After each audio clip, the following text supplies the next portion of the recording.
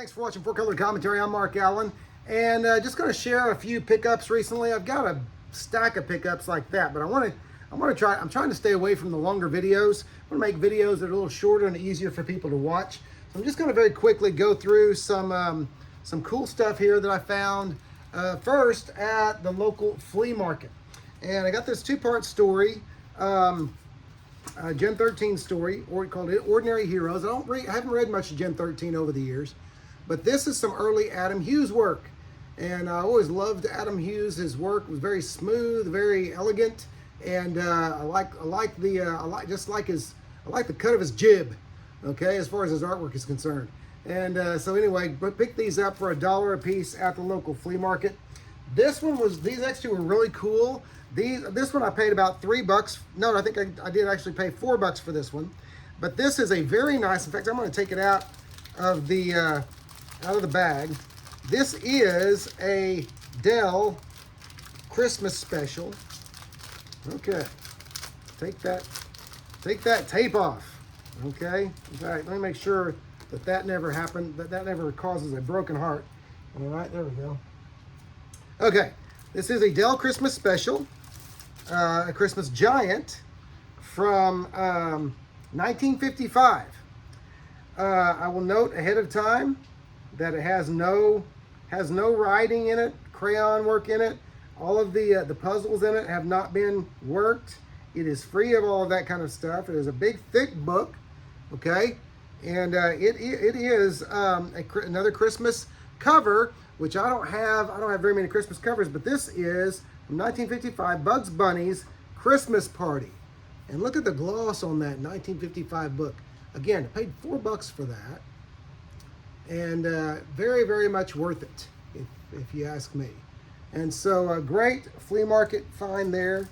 And glad to have that in the collection. Because again, it's a Christmas cover. Don't have very many, Looney Tunes type books either, but I always love those characters. Also at the flea market, alongside it, for another $3 or $4. I don't remember. Some of these, it's been so long, and that's the problem with not making videos. And this one's a little more beat up, but it's a great Neal Adams cover on a 1974 Marvel magazine. This is, or Curtis magazine, Savage Tales number. Doesn't say what number on the front. It doesn't say the number.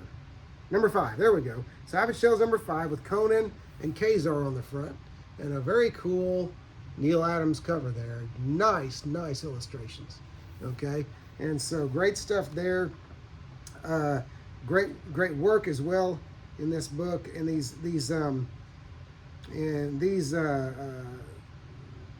black and white magazines from Marvel back in the day and from Curtis back in the day had some just great artwork in it. You got Jim Starlin doing work in this book. And you have, let me see, you have, keep looking. You have Tony DeZuniga pinups in this book. This is a text story with a Tony DeZuniga illustration. I shouldn't call it pinup, but because that's part of the title on it. But cool stuff there. And again, this was just $3 or $4. Got a great Val Merrick story here, inked by Joe Sinnott. That's a combination I don't think I've ever seen. There's the opening page of the Val Merrick, Joe Sinnott story. Okay, and so very, very cool stuff in this book.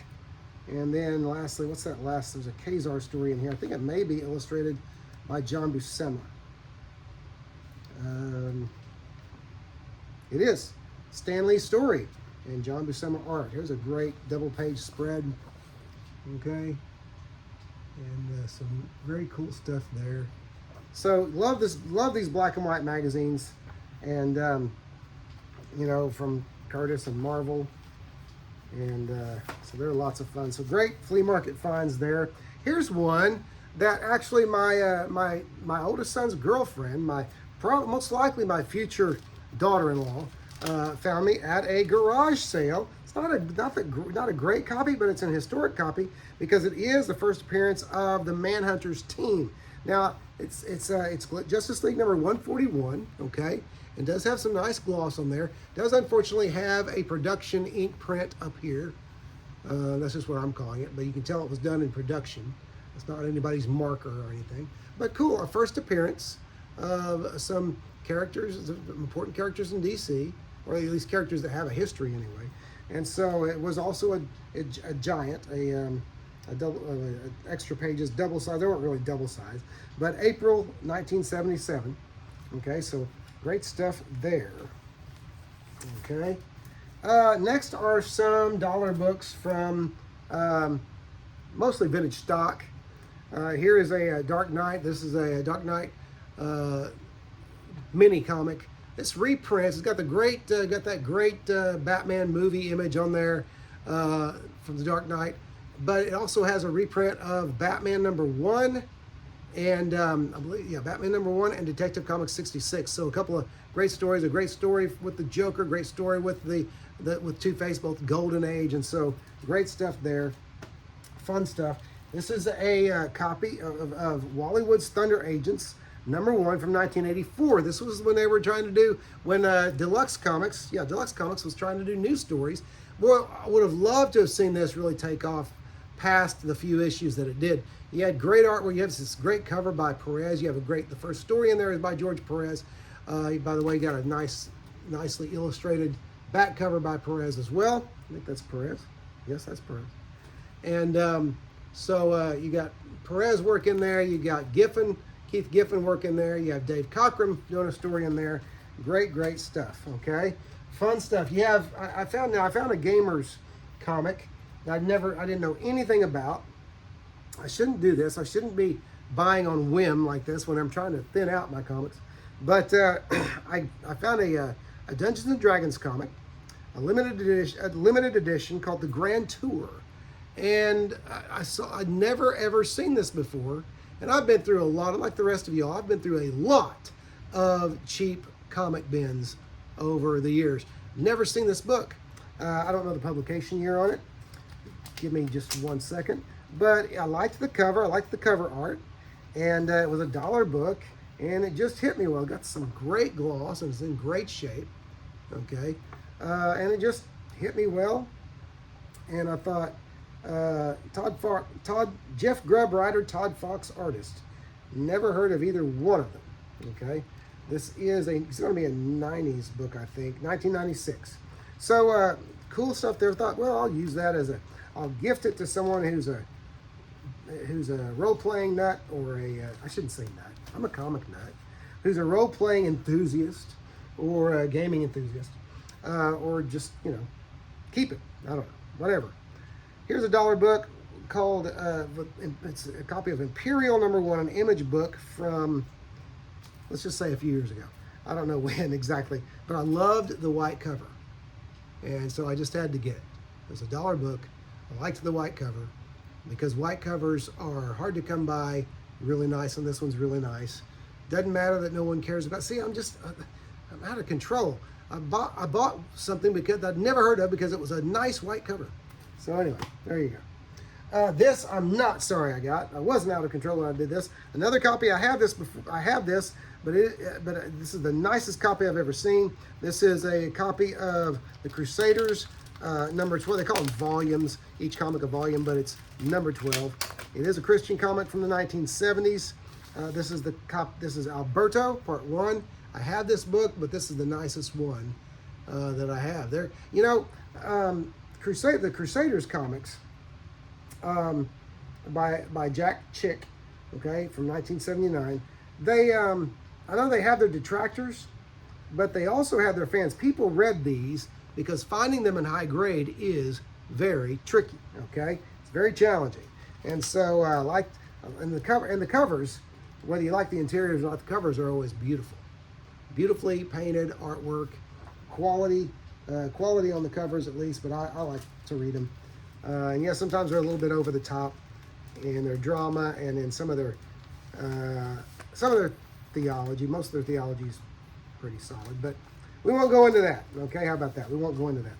Okay, these are not dollar comics. These are comics I got from Vintage Stock just a few days ago. And I got them because they were the right price. And again, older books. This one's going to need a press. This one is an older book, and it will need a press. I don't have very many of this character, but this is a Casper book from trying to find the publication year. 1969. So technically a Bronze Age, I think. 69 is Bronze Age. But it will need a press right there. This one I got for $1.99. Thought it'd be a nice challenge to see if I can press that out. But I love the yellow cover and the colorful cap, or the colorful logo. And so again, I guess I was just in a buying mood, and it is an older book, and thought, well, you know, I've never read I haven't read a Casper book, I don't think, ever. And so I'll read it through and see if it tickles my fancy at all. All right. Now this next one, let me explain that Grendel, even though it is more a mature title, Grendel has always been one of my all-time favorite independent characters. Okay? And this is, I should have done some more research, and I didn't, and all of a sudden I'm forgetting this character's name. But this is the second Grendel, who was a woman. She was an expert on Grendel, and now I don't remember her name. I think her last name was Spar. But anyway, this is Grendel, Volume 2. I think it is number 1 from this would be from 1980. I think I already said it. 1986. Okay. So, pardon me for forgetting this character's name, but I wanted to go through and read this story, at least read the beginning of this story. Pander Brothers do the art, and it's kind of a difficult style to get into. It's a very different style, okay, but very clear lines, clean, and so you know it's. I remember reading it whenever I was a teenager and vaguely thinking it was pretty good, but I had trouble with the Pander style, okay? The Pander Brothers style. So, but love the front illustration with the new Grendel on there. And so anyway, I got issue number 1 because it is a first appearance as well. Now, the Grendel TV series that was being planned, and I forget for what streaming service or what network, has been put on hold or canceled, but I don't care. I love the character, and I wanted to give this another look. Grendel number 2, okay, and then Grendel number 3. These are all there for $1.99. I went ahead and picked them up, but I wanted to go ahead and give that. You know, that's a really cool cover right there. That's Pander Brothers cover. I love the colors. I love the you know, the vibe of that. Okay, very vivacious in its colors and everything. And then I went ahead and grabbed a book that played a big part in my early comic fan life, as a early comics fan. This will be early 80s book. It is. I have issue 1 of this mini-series. This is issue 3. I don't think I have issue 2. This is 1982. This, by the way, this has great artwork by early artwork by John Romita Jr. And this is Marvel Superhero Contest of Champions number 3. Okay, and got this great Ed Hannigan cover here, and with the death and with her skull right there in the middle of things, and all the Marvel heroes there. But you also have this great, you know, great second page spread there with La Peregrine, or whatever he's called. He's a French bird hero. You got the Thing, you got Wolverine, and just some great early. This was John Romita Jr. in my favorite period of his work. I loved his very clear, clean, action-oriented stuff then, and I thought it still looked like his father's stuff, but he still had his own style. Inked, by the way, by Pablo Marcos, so you can't go wrong there. And so cool stuff there. All right. Again, that one I'm just glad to have back in my collection. Don't regret that purchase. All right, lastly, I again just had a hankering for some some virgin variants. I have very few of those in my collection. These were unbelievable prices on eBay, and so I went ahead and picked them up. I believe this is a Steve Epting cover of the Fantastic Four after Spider-Man joined. Okay, so very cool image there. I'm not even going to bother looking at the dates on these. I don't know my virgin variants. I'm not a variant cover guy generally, but I do like the virgin variants because it's all art and no letters on there to mess anything up. Okay, so I love that cover. Here's another one, a kind of a retro. I don't know who drew this, but it's kind of a retro Fantastic Four cover. Love that. In the Fantastic Car with Johnny flying overhead, the great overhead view of part of New York there. And so very cool stuff there. Okay, and lastly, I think what is my only Deadpool comic. Okay, but this was a very cool Deadpool virgin variant where for some reason he's got Doctor Strange's mystic cloak and he's working. My goodness, that's a scary thought.